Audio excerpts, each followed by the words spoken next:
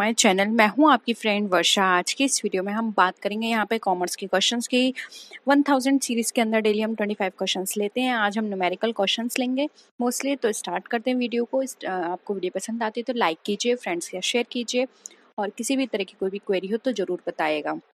देखिए यहाँ पर क्वेश्चन है, What is the amount of gross profit when cost of goods sold 7,900, sales 11,000, purchase 3,000? बताइए। आपको ग्रॉस प्रॉफिट निकालना है। बहुत ही आसान है। फर्स्ट क्वेश्चन मैंने आसान लिया है। बताइए इसका आंसर। मैं आपको टाइम देती हूँ, सॉल्व करिए और इसका आंसर करिए।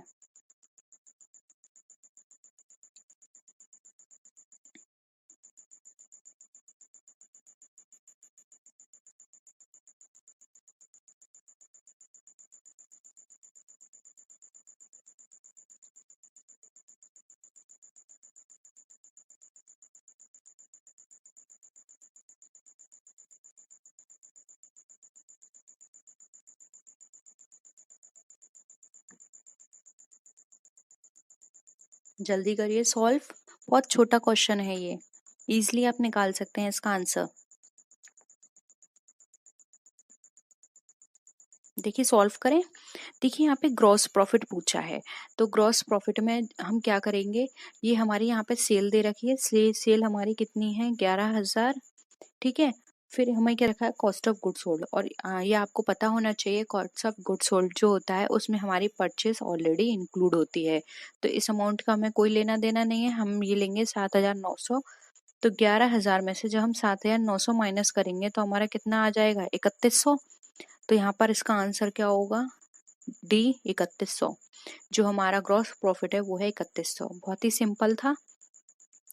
कॉस्ट ऑफ गुड्स सोल्ड में परचेज होती है, इसलिए परचेज यहाँ पर देने का कोई मतलब नहीं है। आपको कंफ्यूजन करने के लिए दिया हुआ है, जिससे कि आप कंफ्यूज हो और यहाँ पर आंसर आपका गलत हो जाए। ठीक है। तो यहाँ पर ये इसको इंक्लूड नहीं करेंगे, इसका आंसर हो जाएगा 3100। नेक्स्ट क्वेश्चन पे आते हैं। What is the amount of purchase when opening stock 10,000, closing stock 8,000, sales 1,10,000, cost of goods sold 80,000? बताइए। आपको परचेज का अमाउंट बताना है।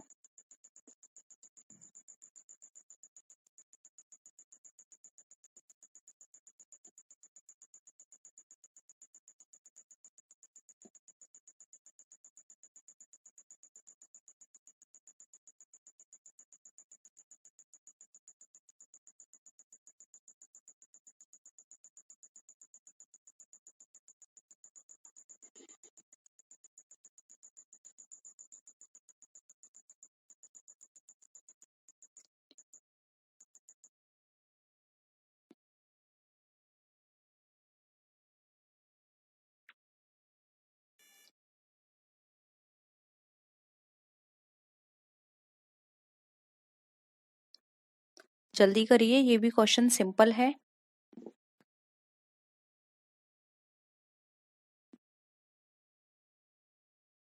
देखिए यहाँ पर हमें दे रखा है opening stock, closing stock, cost of goods sold. देखिए कॉस्ट ऑफ गुड्स सोल्ड में यहाँ पर सेल हमारी इंक्लूड है। तो यहाँ पर अगर हम क्या करेंगे, पहले तो बिक्री माल की लागत ले लेंगे जो कि हमारा 80,000 रुपये। ठीक है। अब यहाँ पर हमें लेना है हमारा क्लोजिंग स्टॉक जो कि है 8,000। ये कितना हो गया हमारा, टोटल 88,000। अगर हम इनको ऐड करेंगे, अब ये 88,000 हुआ। अब यहाँ पर है ओपनिंग स्टॉक 10,000 रुपये। तो यहाँ पर देखिए, इसमें आप 10,000 माइनस कर देंगे तो कितना हो जाएगा, 78,000। ऑप्शन बी यहाँ पे करेक्ट है। जो हमारी परचेज है वो 78,000 है। अगर आप इसको क्रॉस चेक भी करेंगे तो आपका आंसर निकल कर आ जाएगा। ठीक है। तो यहाँ पे ऑप्शन बी करेक्ट है, 78,000। नेक्स्ट क्वेश्चन पे आते हैं। देखिए नेट परचेज दे रखी है 72,000, सेल दे रखी है 76,000, सेल्स रिटर्न दे रखा है 6,000, कॉस्ट ऑफ गुड्स सोल्ड दे रखा है 60,000। हमें ग्रॉस प्रॉफिट निकालना है।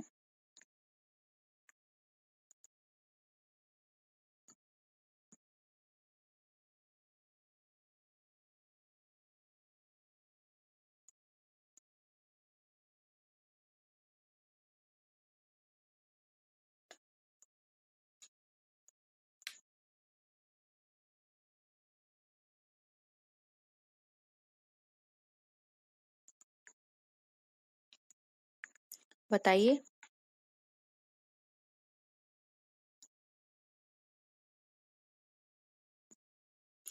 देखिए, आप ट्रेडिंग एंड P&L अकाउंट बना सकते हैं। कॉस्ट ऑफ गुड सोल्ड, जब आप ट्रेडिंग एंड P&L अकाउंट बनाएंगे तो देखिए, ये डेबिट साइड है, ये क्रेडिट साइड है। कॉस्ट ऑफ गुड सोल्ड यहाँ पर आप लिखेंगे कितने की आ रही है, 60,000, तो आपने यहाँ पे लिख लिया 60,000। अब आपकी सेल कितनी है, 76,000 है आपकी सेल, 76,000, ठीक है। फिर सेल्स रिटर्न है 6,000, तो इसमें से आप 6,000 माइनस करेंगे तो कितना आ जाएगी आपकी सेल, 70,000। और नेट परचेज हम नहीं लेंगे क्योंकि ये कॉस्ट ऑफ गुड सोल्ड में इंक्लूड है, ठीक है। सेल हो गई, सेल्स रिटर्न हो गई, कॉस्ट ऑफ गुड सोल्ड हमने ऑलरेडी ले लिया है, तो आप ये माइनस कर दीजिए। 70,000 में से कॉस्ट ऑफ गुड सोल्ड कितनी है, 60,000, माइनस करेंगे तो कितना आंसर आ जाएगा, 10,000, ठीक है। तो यहाँ पे ऑप्शन ए करेक्ट है, 10,000। आपका जो ग्रॉस प्रॉफिट निकल कर आया वो 10,000 होगा, ठीक है। क्लियर है। नेक्स्ट क्वेश्चन पे आते हैं। बहुत छोटे छोटे क्वेश्चंस लिए हैं और इसी तरह के क्वेश्चंस आते हैं, ज़्यादा आपको कैलकुलेशन नहीं करनी होगी इन क्वेश्चंस में। नेक्स्ट है, the profit ratio of A B and C who are partners in a firm is 4:3:2। After D is admitted their sacrificing ratio will be equal 4:3:2, 3:2:1 and 3:2:1, और लास्ट है हमारा 5:3:2। बताइए।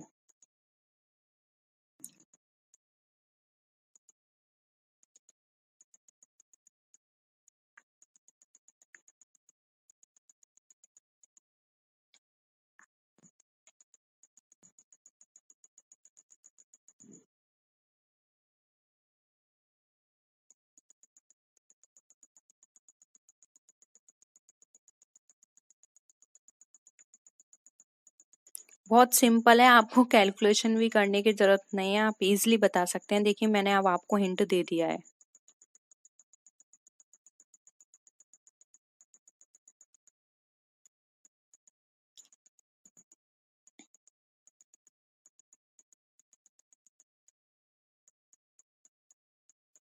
देखिए, इसका आंसर होगा ऑप्शन बी, 4:3:2।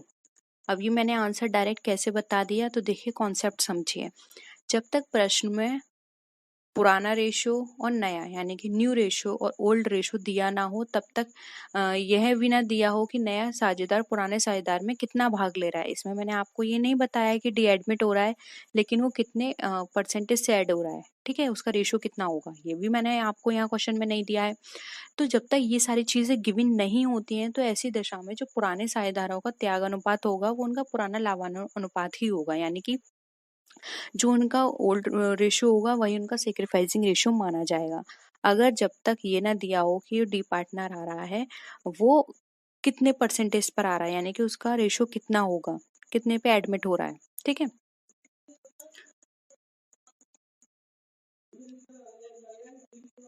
तो यहाँ पे ऑप्शन बी राइट आंसर हो जाएगा, ठीक है। नेक्स्ट है,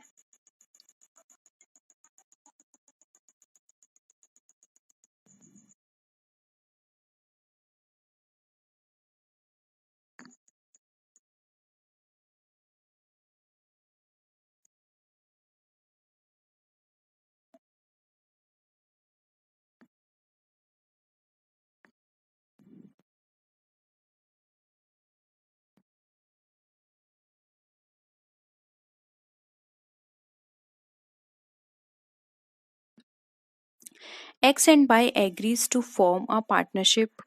X contributes rupees 5,000 in assets and devotes one half time to partnership, while Y contributes rupees 20,000 in cash and devotes full time to the firm.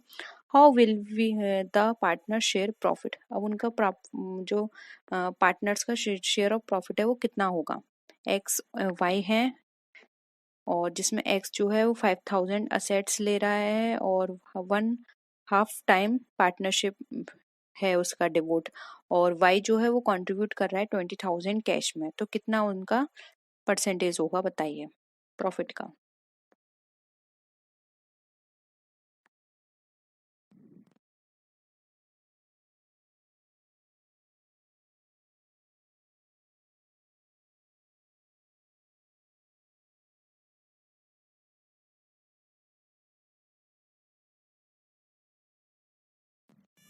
जल्दी answer करिए।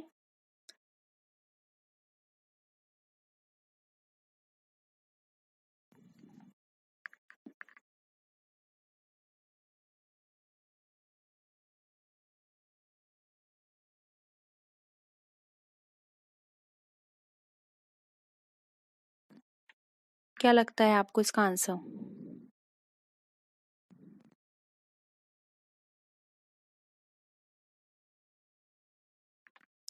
देखिए, जब भी इस तरह के क्वेश्चंस आते हैं तो ये सिर्फ आपको कंफ्यूज करने के लिए ये सारी चीजें दी होती हैं। आपको बस बेसिक रूल पता होने चाहिए। मैं आपको थ्योरी क्लासेस में बहुत बार बता चुकी हूँ।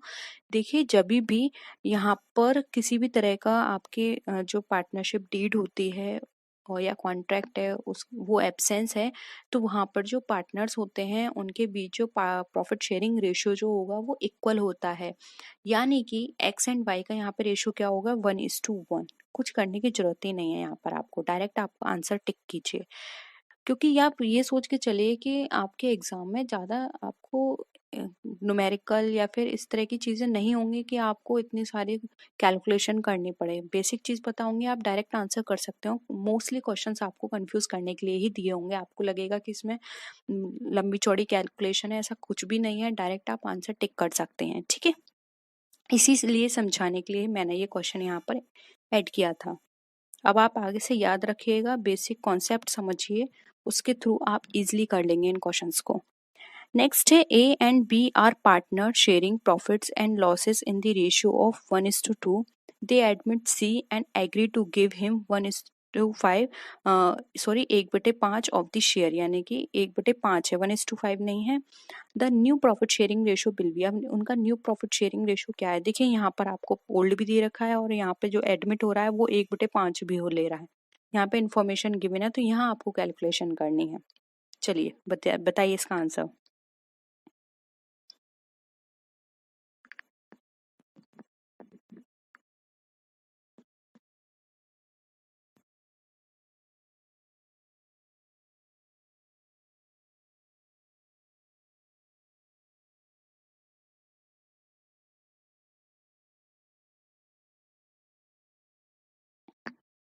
जल्दी करिए सॉल्व, नहीं तो फिर मैं करती हूँ।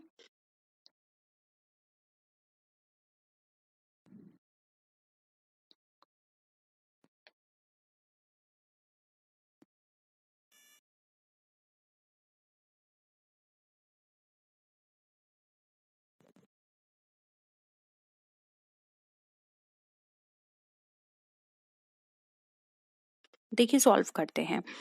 अब यहाँ पे 1/5 भाग लेगा वो सी, तो कितने में से लेगा? माना कि 1 रुपया कमाते हैं वो, ठीक है, उनका प्रॉफिट 1 है, इसमें से 1/5 लेगा, तो बचा कितना? 4/5 बचा। अब देखिए, ए का नया भाग कितना होगा? अब यहाँ पर जो प्रॉफिट शेयरिंग रेशियो 1:2 है, ठीक है, यानी कि 1:2 है, तो यहाँ पर new profit sharing ratio will B, ठीक है। आ का देखते हैं, 1:3 डिवाइडेड बाय 4:5, ठीक है। 4:5 ये वाला हो गया, 1:3 कितना है? ए का है, ठीक है। तो यहाँ पर क्या होगा? देखिए आंसर,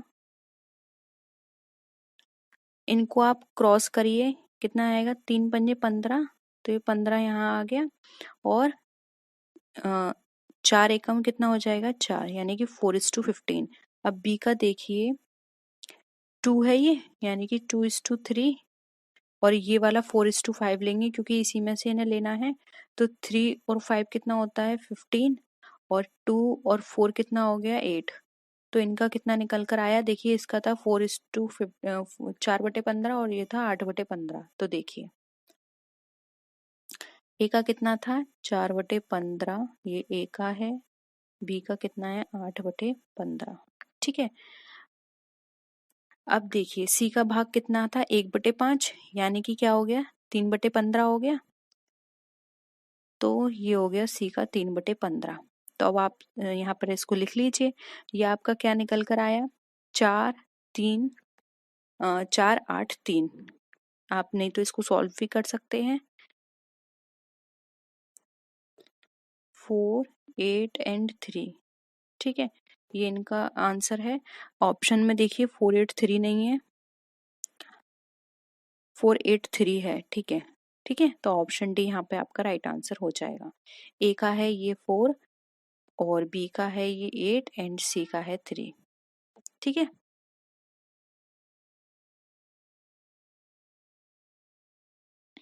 क्लियर है क्वेश्चन? चलिए नेक्स्ट मूव करते हैं।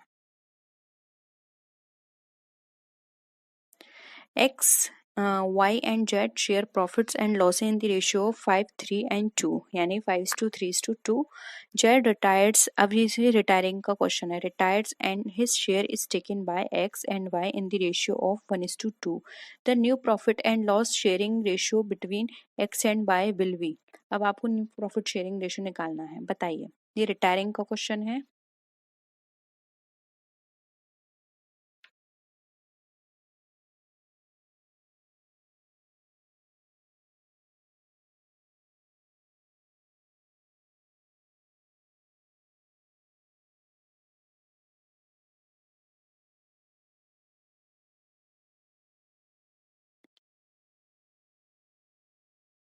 क्या होगा इसका आंसर?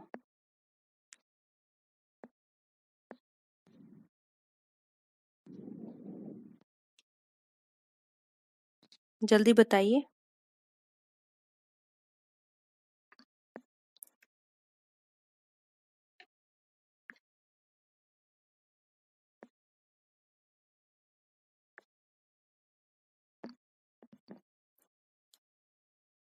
आपको यहाँ पर इनका ये भी दे रखा है कि वो किस रेशियो में डिस्ट्रीब्यूट करेंगे, और उनका जो पुराना रेशियो था वो भी दे रखा था।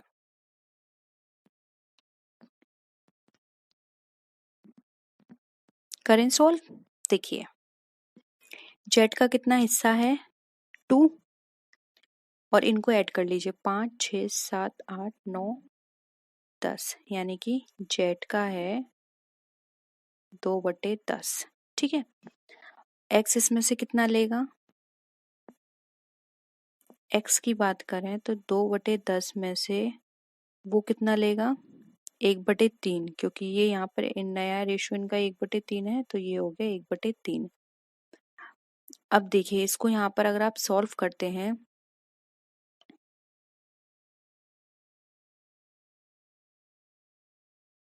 एक बटे 15। ठीक है,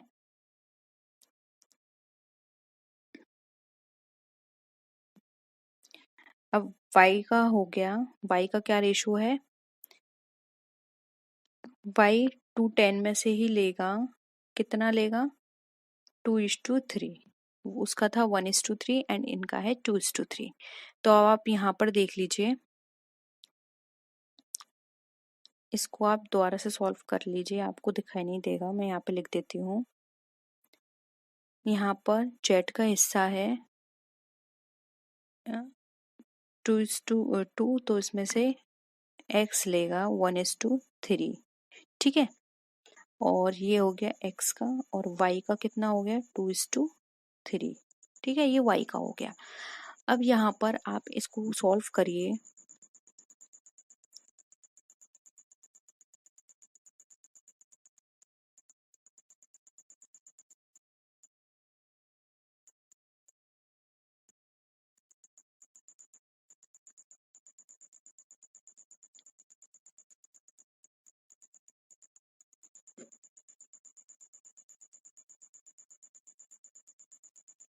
देखिए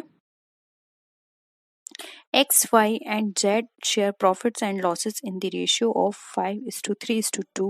Z retires and his share is taken by X and Y in the ratio of 1:2. The new profit loss sharing ratio between X and Y will be।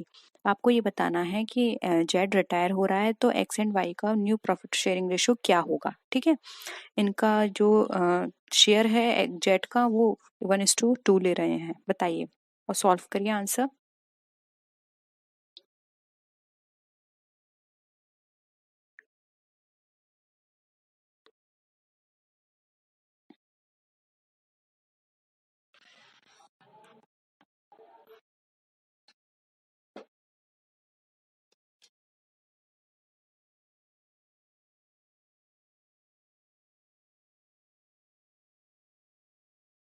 निकला आपका?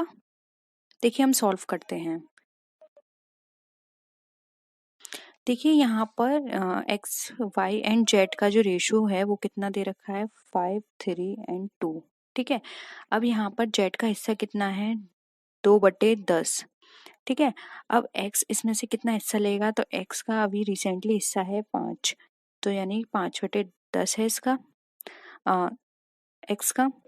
ठीक है, लेकिन यहाँ पर इसका रेशियो कितना आ रहा था 1/2। ठीक है, तो देखिए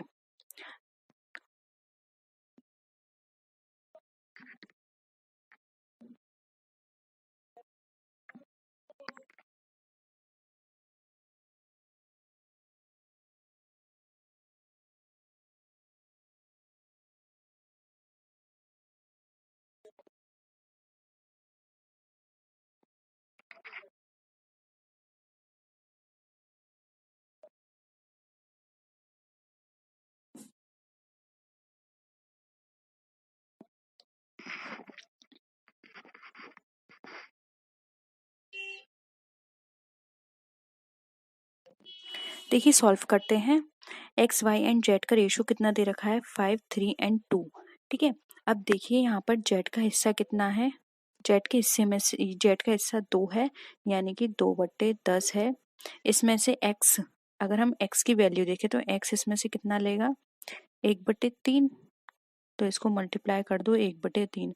अब आप इसको सॉल्व करेंगे तो ये कैसे निकल कर आएगा 2, और ये कितना होगा इससे मल्टीप्लाई करेंगे तो ये 3।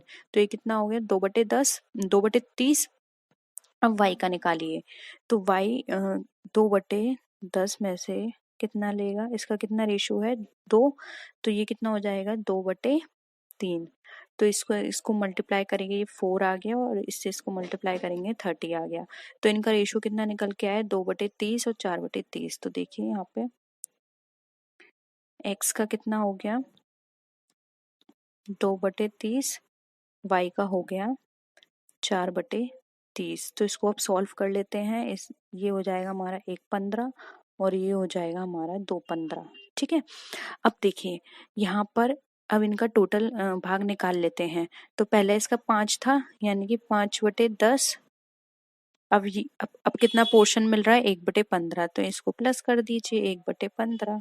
अब आप इसको प्लस करेंगे तो देखिए 15 और 5 जब आप ऐड करेंगे तो हमारा कितना हो जाएगा 75, और ये कितना हो जाएगा 20, और ये कितना हो जाएगा इसका एलसीएम 30। तो 75 + 20 कितना होगा, सॉरी 10 हमारा कितना होगा 85।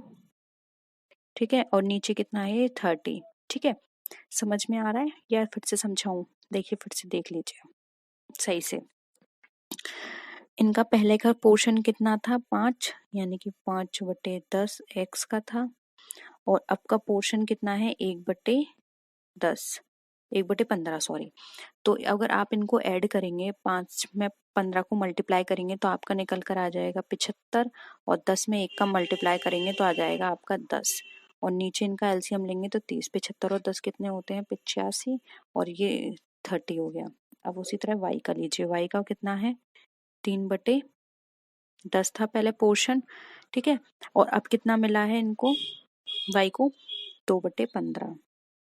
इनको ऐड करेंगे 3×15 कितना होता है 45, और इनका नीचे का एलसीएम 30, और इसका इससे कितना हो जाएगा 20। तो ये कितना निकल गया है 85, 30, और ये कितना हो जाएगा हमारा 65, 30। इनको जब आप कट करेंगे तो ये निकल कर आ जाएगा आपका 13/15 और ये आपका कितना निकल कर आ जाएगा 17/15। ठीक है, आंसर 17/30। ठीक है, तो ये कितना हो जाएगा 17/13। ये आपका आंसर निकल कर आ जाएगा। ठीक है, होप यहाँ पे ये क्लियर है। एक बार फिर से करके देखिएगा, नहीं आएगा तो हम इसको फिर से डिस्कस करेंगे। नेक्स्ट आते हैं ABR parent sharing partners sharing profit and loss in 2:1 ratio. They admitted C, who agreed to contribute rupees 15,000 towards his capital. The future profit sharing ratio of A, B, and C is 2:3 respectively. C agreed to transfer rupees 15,000 for goodwill from his capital account. A's capital account will be credited by. अब यहाँ पे बताना है A के account में कितना credit किया जाएगा। सॉल्व करिए इसे।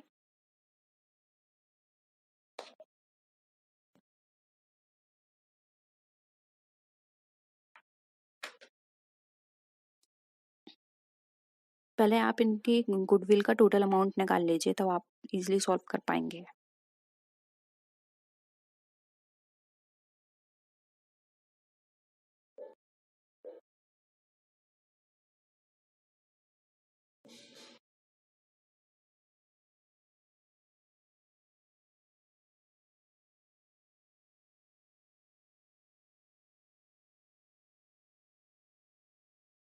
सॉल्व करें। देखिए, गुडविल का अमाउंट ये कितना लेकर आ रहा है 15,000 और कितने रेशियो इनका स्टार्टिंग में यहाँ पर 2:3 यानी कि ये 8 में डिवाइड होगा और इनका रेशियो अभी न्यू कितना है 2:3 यानी कि 3। आप इससे इसको सॉल्व करेंगे तो ये टोटल आपकी अमाउंट निकल कर आ जाएगा 40,000।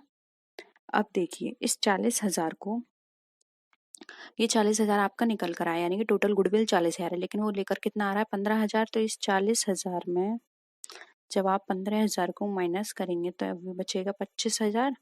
अब इस जो 25,000 है इस अमाउंट को आपको, ये दोनों को जो ए एंड बी है उसको डिस्ट्रीब्यूट करना है। तो आप जब इसको डिस्ट्रीब्यूट करेंगे तो ये डिस्ट्रीब्यूट किस में होगा 2:1 रेशो में। ठीक है, ये ऊपर दे रखा है तो देखिए इस 25,000 को 2:1 में करिए तो ये हो गया 2:3। जब आप इसको सॉल्व करेंगे तो ये आपका देखिए 2:3, क्योंकि ए का ही पूछा है तो हम सिर्फ इसी का ही निकालेंगे। इनको सॉल्व करेंगे, ये इसका इससे मल्टीप्लाई करेंगे, ये कितना हो गया 50,000। ठीक है, और 3 से डिवाइड करेंगे तो कितना निकल कर आएगा 16.6। या तो आप इसमें कर लीजिए और नहीं तो अगर आप राउंड ऑफ में करेंगे फिगर तो 6 ये निकल कर आ जाएगा। आप सॉल्व करके फिर देखिएगा, आंसर सी यहाँ पे हमारा करेक्ट रहेगा। ठीक, नेक्स्ट है if opening stock is ₹10,000, purchase rupees is 30,000 and direct expenses 40,000 and closing stock 5,000, the cost of good sold would be. अब कॉस्ट ऑफ गुड सोल्ड हमें बताना, उसकी कॉस्ट कितनी होगी, बताइए, आंसर करिए।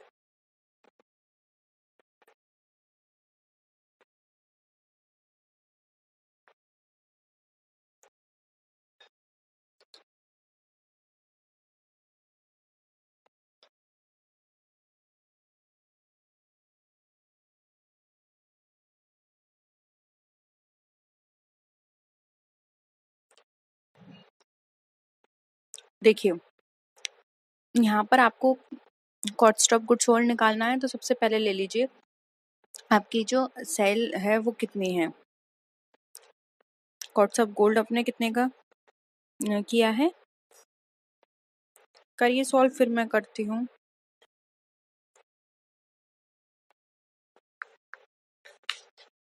देखिए यहाँ पे सॉल्व करते हैं।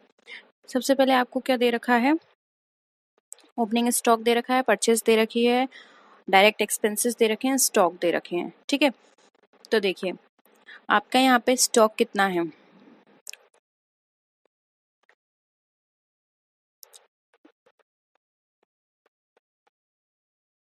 सब चीजों को ले लीजिए।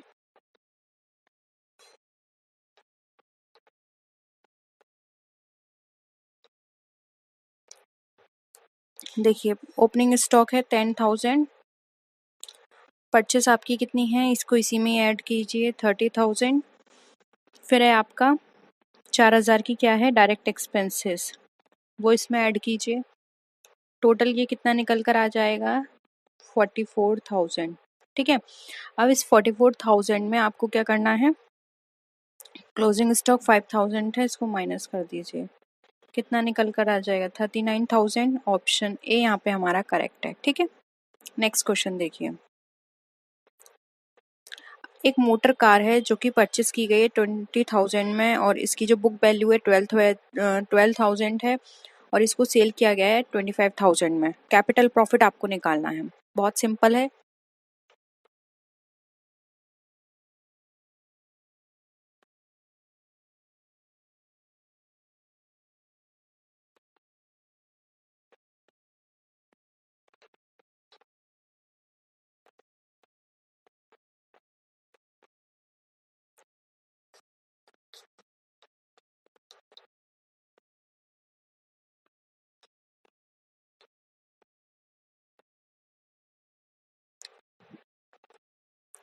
देखिए यहाँ पर हमें इसका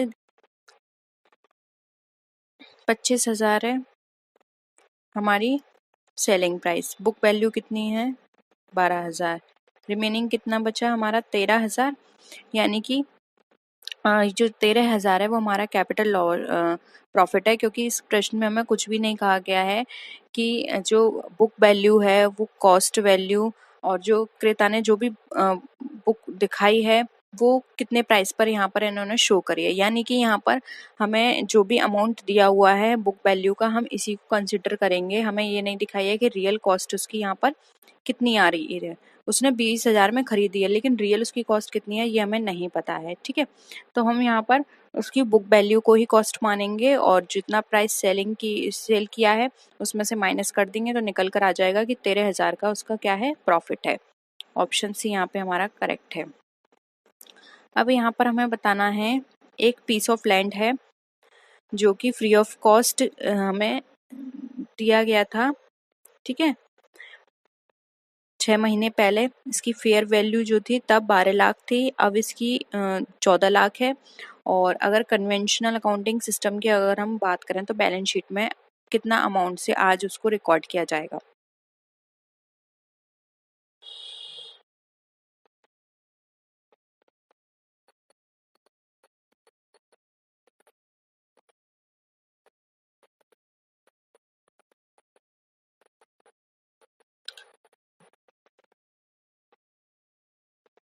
देखिए हम यहाँ पर जो बात करेंगे वो है यहाँ पे सीधा सीधा है कि 12 लाख दिखाया जाएगा, क्योंकि हम मार्केट में जो वैल्यू है वो नहीं दिखाएंगे क्योंकि मार्केट में तो फ्लक्चुएशंस चलते रहते हैं।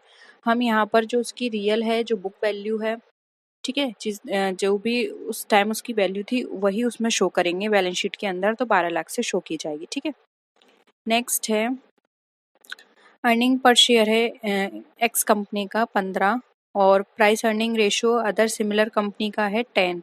अब हमें बताना है market value of x company कितनी होगी।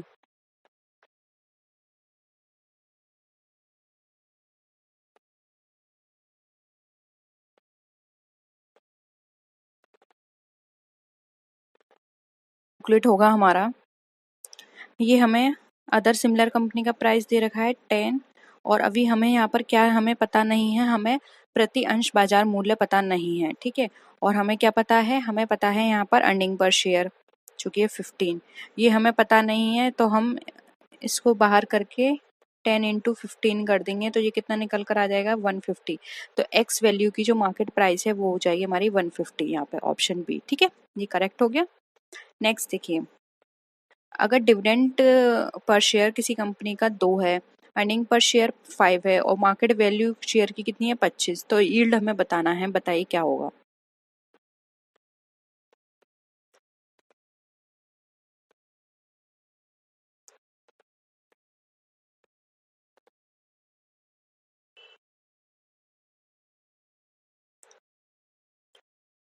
देखिए सॉल्व करते हैं, क्या हमें यील्ड पता नहीं है तो हम यील्ड बाहर लिखते हैं, फिर अर्निंग पर शेयर लिखेंगे और नीचे क्या लिखेंगे मार्केट वैल्यू ऑफ शेयर। ठीक है, और 100 से मल्टीप्लाई होगा तो ईपीएस हमें दिया हुआ है, EPS भी बोल सकते हैं, डिविडेंड पर शेयर है ये हमारा,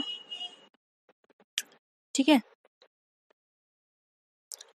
EPS हमारा कितना है 5, मार्केट वैल्यू हमारी कितनी है 25 मल्टीप्लाई 100, ठीक है। इससे इसको 100 को काटा तो ये कितना हो गया 5, 5 4 जा कितना होता है 20, तो ये हो जाएगा हमारा 20%। ऑप्शन ए यहाँ पे हमारा राइट आंसर हो जाएगा, ठीक है। नेक्स्ट आइए,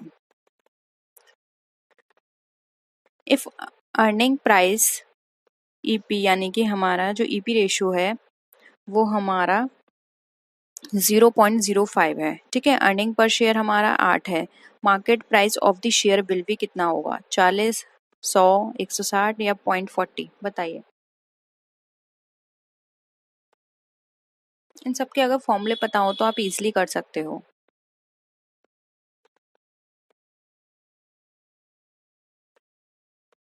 देखिए हमें यहाँ पे मार्केट प्राइस बताना है शेयर का, तो हमारा इसका फॉर्मूला क्या होगा, मार्केट प्राइस पर शेयर, मैंने शॉर्ट में लिख दिया है, ठीक है। और यहाँ पर आ जाएगा हमारा अर्निंग पर रेशियो हमारा कितना है, अर्निंग पर रेशियो नहीं सॉरी ईपीएस, ठीक है। ईपीएस आएगा और नीचे हमारा क्या आ जाएगा, आय मूल्य अनुपात आ जाएगा, ठीक है। वो हमारा यहाँ पर कितना गिवन है, अर्निंग प्राइस रेशियो वो है हमारा 0.05, तो सीधा सीधा हो गया 8 0.05, ठीक है। अब इसको हम इससे काटेंगे तो ये हमारा कितना निकल कर आ जाएगा, आ जाएगा हमारा 160। आंसर सी यहाँ पे हमारा करेक्ट हो जाएगा, यानी कि हमारा मार्केट प्राइस जो होगा शेयर का वो होगा 160 रुपये, ठीक है। नेक्स्ट क्वेश्चन देखिए यहाँ पर, in case the assets are worth rupees 20 lakh, tax is rupees 25,000, net worth is rupees 10 lakh, the profit before tax is rupees 2,25,000, the return on investment will be. अब आपको रिटर्न ऑन इन्वेस्टमेंट बताना है कितना होगा। अगर हमारी assets की worth जो है 20 लाख है, टैक्स 25,000 के हैं, नेट वर्थ हमारी 10 लाख की है और नेट प्रॉफिट जो है बिफोर टैक्स वो हमारा वो सॉरी प्रॉफिट जो है बिफोर टैक्स 2,25,000 का है, बताइए इन्वेस्टमेंट कितना होगा।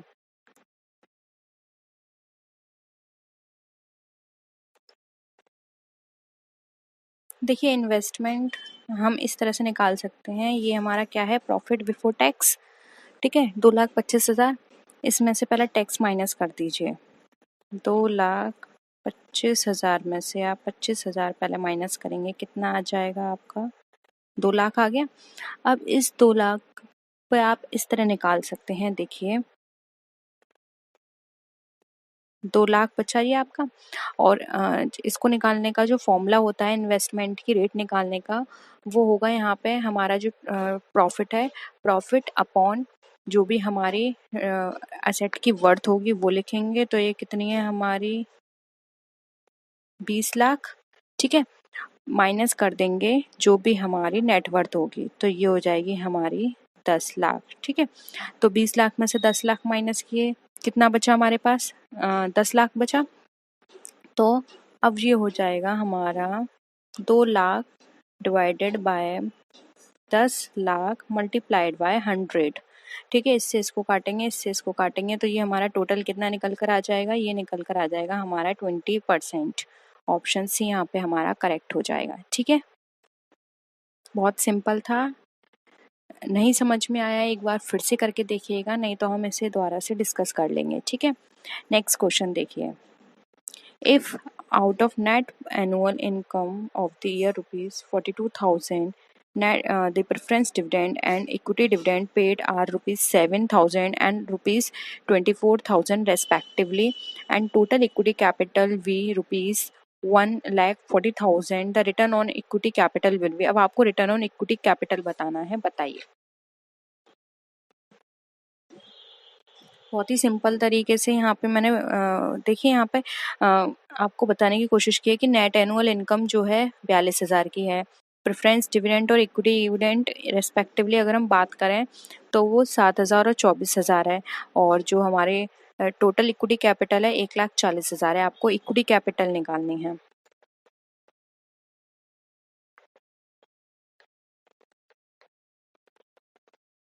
देखो ये कैसे निकालेंगे, टोटल प्रॉफिट अपना अपना कितना आ रहा है 42,000, ठीक है। और जो हमारा डिविडेंड है वो कितना है 7,000 का, और इक्विटी डिविडेंड कितना है 24,000 का। तो हमारा इक्विटी पे कितना लाभ हो गया हमें, देखिए 42,000 प्रॉफिट है, डिविडेंड हमने दिया 7,000 का, ठीक है। तो यानी इक्विटी पर हमें कितना प्रॉफिट हुआ है 35,000 का हुआ है। अब यहाँ पर हम इसे परसेंटेज में निकाल लेते हैं, तो ये 35,000 हमारा प्रॉफिट है। और देखिए यहाँ पर 1,40,000 क्या दी है, हमारी टोटल इक्विटी कैपिटल दी है। तो इससे डिवाइड कर देते हैं, 1,40,000 मल्टीप्लाइड बाय क्या हो जाएगी 100। इससे इसको काट दिया, नीचे कितना आ गया हमारा 1,400 बचा है। अब इससे आप इनको माइनस कर दीजिए, इससे इसको काट देंगे तो ये आपका निकल कर आ जाएगा 25%। तो इक्विटी कैपिटल हमारे यहाँ पे कितनी है 25%, return on equity capital is 25%, ठीक है। तो यहाँ पे ऑप्शन सी यहाँ पे करेक्ट हो जाएगा। नेक्स्ट क्वेश्चन पे आइए। एक कंपनी है जिसने इश्यू किए हैं share ₹100 each, on which ₹80 has been received and the company declares a dividend per share comes to ₹20 on the basis of normal rate of return of 10%, the market value of share will be. अब आपको यहाँ पे market value निकालनी है, निकालने की कोशिश कीजिए फिर हम करते हैं, ठीक है।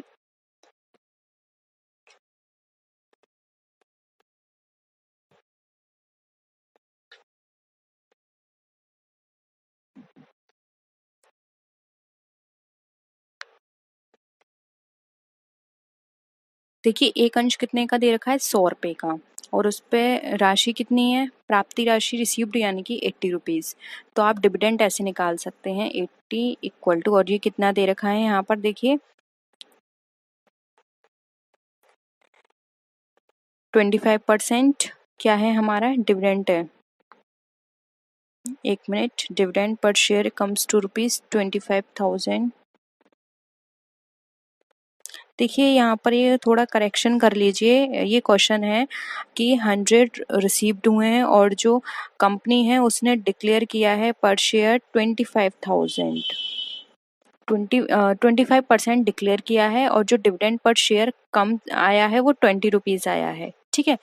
तो यहाँ पर देखिए 25% डिविडेंड डिक्लेयर किया है, डिवाइडेड बाय 100 कर देंगे तो ये कितना निकल कर आ जाएगा, इसको आप काटेंगे तो ये 20 रुपये निकल कर आ जाएगा इजीली, जो कि हमारा ऑलरेडी गिवन है यहाँ पे 20 रुपीज़, ठीक है। अब यहाँ पर आपको पर शेयर मार्केट वैल्यू निकालनी है। तो ये क्या, पर शेयर मार्केट वैल्यू का फॉर्मूला क्या होता है, dividend per share. Dividend per share हमारा कितना आ रहा है यहाँ पे डिक्लेयर जो किया था 25%, ठीक है, जो कि यहाँ पर आप करेक्शन कर लीजिएगा, ये था question. And the company declares a dividend per share 25%, ठीक है। तो ये 25% हो गया, और जर्नल हमारी रेट कितनी आ रही है यहाँ पर, return general rate of return जो नॉर्मल रेट ऑफ रिटर्न है वो है 10%, ठीक है। डेटा डिवाइडेड बाय कितना कर देंगे 80, क्योंकि 80 ही अमाउंट रिसीव हुआ है। तो यहाँ पर अब इसको इससे काट देंगे तो हमारा कितना आंसर निकल कर आ जाएगा, ये आ जाएगा हमारा 200। ऑप्शन क्या हो जाएगा डी, ठीक है। एक बार समझिएगा अच्छे से। नेक्स्ट क्वेश्चन देखिए, यहाँ पर डिविडेंड पर शेयर जो है कंपनी पर हमें 4 है, अर्निंग पर शेयर 10 है, मार्केट वैल्यू दी हुई है हमारी 50। अब यहाँ पर हमें यील्ड निकालना है। इस तरह का क्वेश्चन अभी हम कर चुके हैं, तो आप इजीली कर सकते हैं।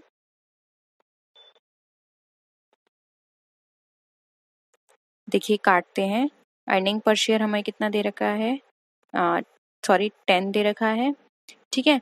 और यहाँ पर हमारा मार्केट वैल्यू कितनी दे रखी है 50, डिवाइड मल्टीप्लाई बाय 100 कर दीजिए, 2 या 10 हो जाएगा, और ये कितना निकल कर आ जाएगा हमारा, इससे इसको मल्टीप्लाई करेंगे 20%, ठीक है। 20% हमें ऑप्शन में नहीं है तो आप कर लीजिएगा, 20% आंसर है, ठीक है। तो ऑप्शंस यहाँ पे करेक्ट कर लीजिएगा, 20% आंसर हमारा निकल कर आ जाएगा,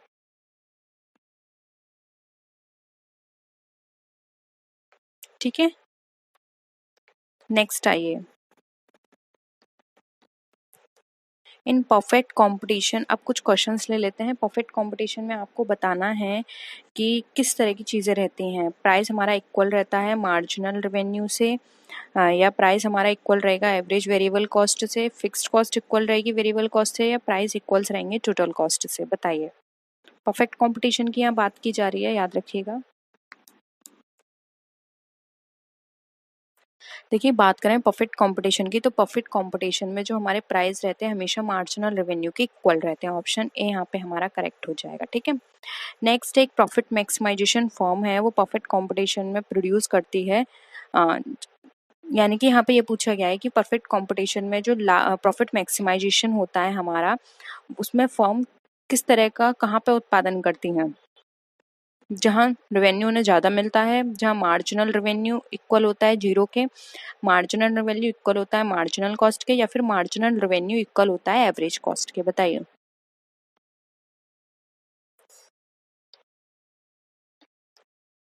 देखिए, परफेक्ट कंपटीशन में प्रॉफिट मैक्सिमाइजेशन होगा तो वहाँ पे कंपनी हमेशा ये सोच के चलेगी कि मार्जिनल रेवेन्यू उसका इक्वल हो मार्जिनल कॉस्ट के। ठीक है।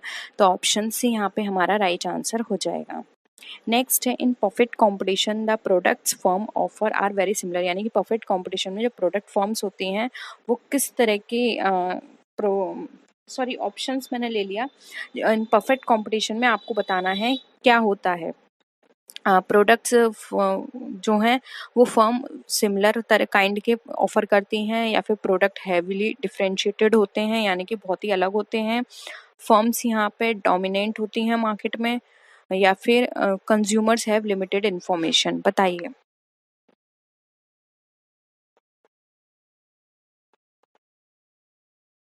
देखिए, हमेशा याद रखिए, लिमिटेड इंफॉर्मेशन नहीं होती, फुल इंफॉर्मेशन होती हैं, और फ्यू फर्म्स नहीं होती, लार्ज फर्म्स होती हैं। यहाँ पर जो प्रोडक्ट क्या होते हैं सिमिलर होते हैं। ठीक है, मोस्टली। तो ऑप्शन ए करेक्ट है। नेक्स्ट है, in long run perfect competition कैसा रहेगा। Price equals to total revenue, firms are allocatively inefficient, firms are productively efficient, या फिर the price equals total cost. बताइए।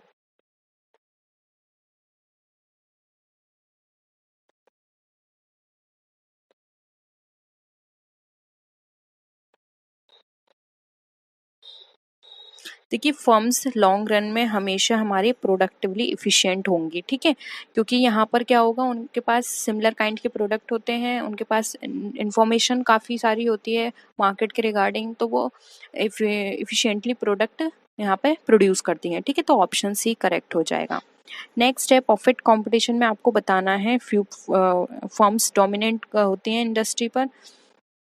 फर्म्स प्राइस मेकर्स होती हैं, many buyers but few sellers होते हैं, there are many buyers and sellers. बताइए, ये कौन सी सिचुएशन होती है हमारे परफेक्ट कंपटीशन में।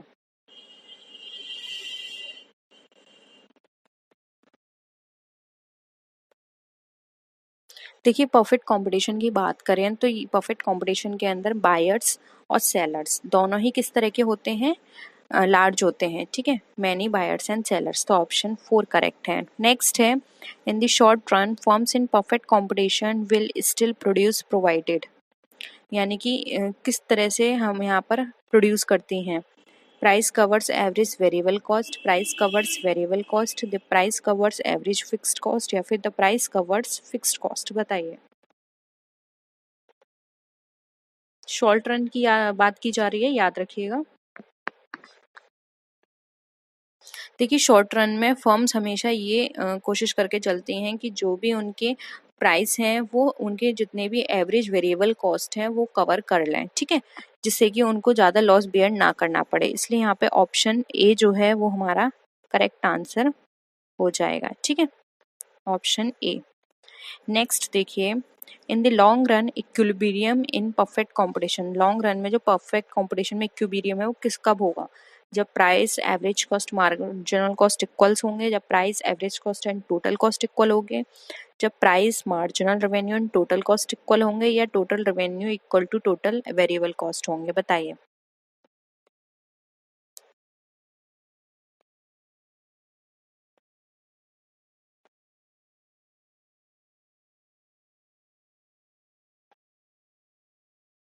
यहाँ पे ऑप्शन ए करेक्ट हो जाएगा। यहाँ लॉन्ग रन में बात करें तो परफेक्ट कंपटीशन के अंदर इक्विलिब्रियम जो होगा वो हमारा, जब हमारे प्राइस, एवरेज कॉस्ट और मार्जिनल ये तीनों इक्वल होंगे तो हमारा वहाँ पे इक्विलिब्रियम पॉइंट बनेगा। ठीक है, तो यहाँ क्योंकि वहाँ पर हमें क्या है, मैक्सिमम सेटिस्फेक्शन मिलेगा। ठीक है, तो ऑप्शन ए क्या हो जाएगा, हमारा राइट आंसर हो जाएगा।